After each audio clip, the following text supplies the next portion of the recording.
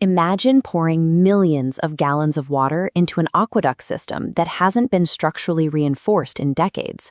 The pressure just blows out the pipes. In 2022, local government units in the Philippines experienced exactly this kind of sudden influx. Their tax allotment spiked by a massive 263.5 billion pesos in a single year. This capital injection was the direct result of the Supreme Court's Mandanas-Garcia Ruling.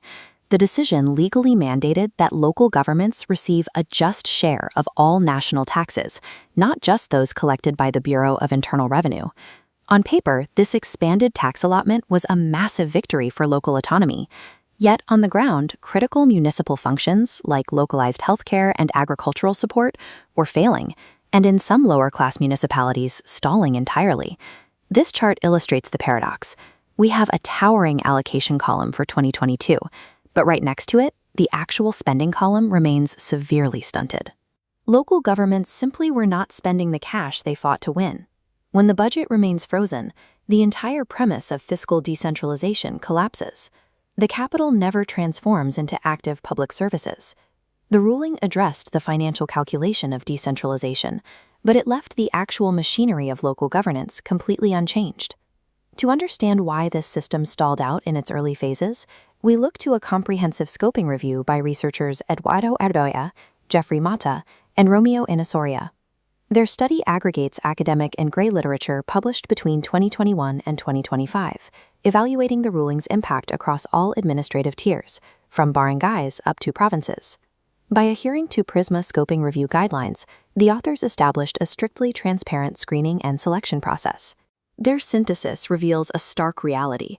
The legislative intent of the Mandanas-Garcia ruling is completely disconnected from the operational execution happening on the ground. They define this severe disconnect as the policy practice gap. The evidence confirms that deeply entrenched systemic barriers are actively overriding the benefits of this new fiscal autonomy. The first major barrier identified in the literature is embedded directly in the math. The formula used to distribute the tax allotment is structurally inequitable.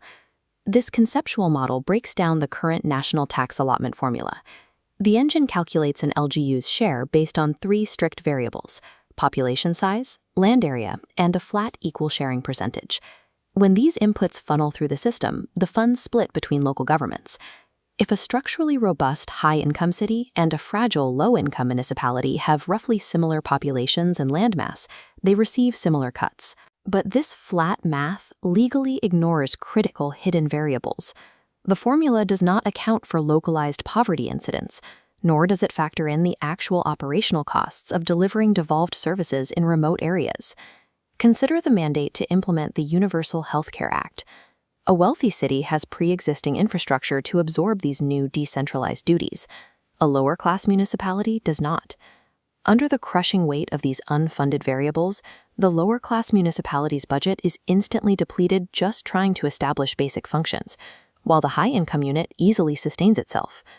In fiscal federalism, this specific structural failure is called a horizontal fiscal imbalance. A distribution formula based strictly on equal numbers rather than equitable needs systematically marginalizes vulnerable populations. But even if the math were perfect, we run into the second major choke point: the administrative reality of actually spending the money. Think of a local government unit as a container meant to catch and distribute the new tax revenues. The literature reveals severe capability deficits across core local governance pillars: organizational structure, leadership, and technical competence. The container is riddled with holes. Empirical case studies point to chronic understaffing and heavy reliance on temporary personnel. These act as massive systemic leaks, where resources bleed out into budget underspending instead of reaching the public.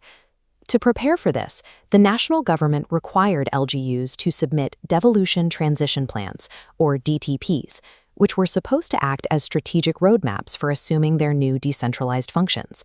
Instead, researchers documented a massive planning execution gap. Local functionaries, overwhelmed by the transition, treated these plans purely as a bureaucratic compliance exercise to check a box. In many instances, the technical knowledge gap was so pervasive that local officers struggled to even formulate the plans correctly in the first place. This inability to efficiently process, manage, and deploy incoming capital is defined in the literature as having a critically low absorptive capacity. Without high absorptive capacity, increased fiscal autonomy doesn't create dynamic public services. It just creates a backlog of paralyzed capital. To see why this local capacity hasn't been developed, we have to look one level up, at the friction between the national and local governments through the principal-agent framework. In this dynamic, the national government agencies act as the principals, and the local governments are the agents executing the work on the ground. Devolution requires the principals to entirely redefine their role. They must stop directly rowing or providing the services themselves and transition into a facilitative steering role focused on oversight. The operational reality is much messier. The literature shows a severe breakdown in coordination, where national agencies often fail to effectively cede control or drop complex new mandates onto local governments without adequate notice. This absence of robust on-site technical support abandons the local units, forcing them to navigate highly complex mandates completely blind. Researchers note this institutional friction directly induces pervasive socio-psychological transition anxieties among public servants, crippling morale exactly when operational efficiency is needed most. Fiscal federalism collapses when the principal mandates local autonomy, but refuses to build the agent's actual capacity to exercise it.